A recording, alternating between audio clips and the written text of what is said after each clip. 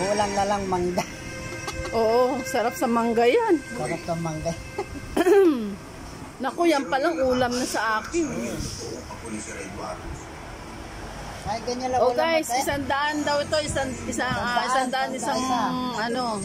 Wala nang labis, walang kulang. Oo, masarap yan. Masarap.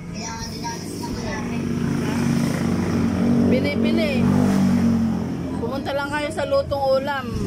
Makakabili kayo nito. Dito po sa Barangay Suliban. Oo.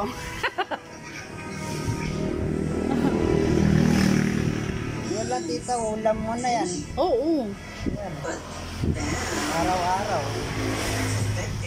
Kaya wala kang pambili. Ayan, ang dami lang naaawa sa kanya sa comment section. Lalagyan pa ng silk dyan, te. Hindi na? Pero mas concerned ako doon sa reward na sinasabi niya.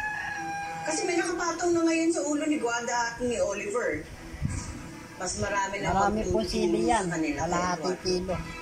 Eh, bakit kasi hindi mo sila Bakit ko sila ipapatumba? Eh, magulo pa yung sa Sarap niyan. Oh. Ayan na yung finishing ni guys. Oh, diba? Oh, sarap niyan. 100.